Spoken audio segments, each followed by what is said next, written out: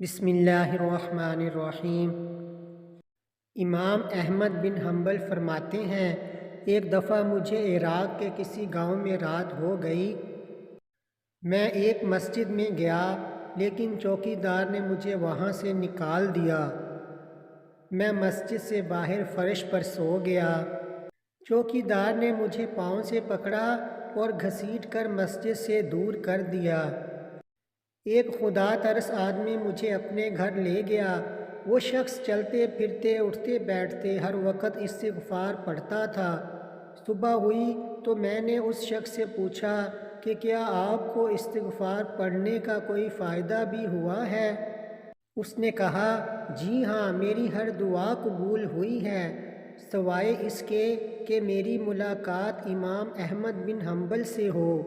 تو میں نے کہا، میں ہی احمد بن حنبل ہوں، اور تم دیکھو کہ مجھے کیسے گھسیٹ کر تمہارے پاس لایا گیا ہے۔ یہ ہے استغفار کی طاقت۔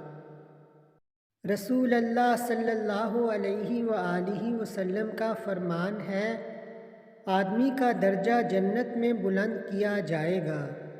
پھر وہ کہتا ہے کہ میرا درجہ کیسے بلند ہوگا، حالانکہ ہمیں عمل کا کوئی موقع نہیں رہا؟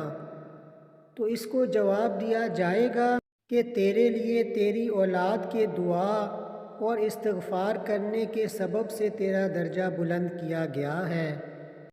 اللہ کے رسول صلی اللہ علیہ وآلہ وسلم نے فرمایا، جب شیطان کو جنت سے نکالا جا رہا تھا تو اس نے رب سے کہا، میں تیرے بندے کو اس وقت تک گمراہ کرتا رہوں گا جب تک ان کے جسم میں روح رہے گی۔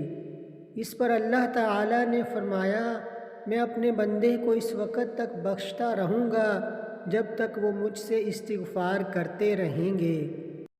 حضرت ابن عباس رضی اللہ تعالیٰ عنہ سے روایت ہے کہ رسول اللہ صلی اللہ علیہ وآلہ وسلم نے ارشاد فرمایا، جو شخص استغفار کو اپنے اوپر لازم کر لے تو اللہ اس کے لیے ہر تنگی سے نکلنے کا راستہ نکال دیتا ہے اور ہر غم و پریشانی سے اسے نجات دیتا ہے، اور اسے ایسی جگہ سے اور اس طرح رزق باہم پہنچاتا ہے جس کا اس کو گمان بھی نہیں ہوتا۔ شکریہ۔ اللہ حافظ۔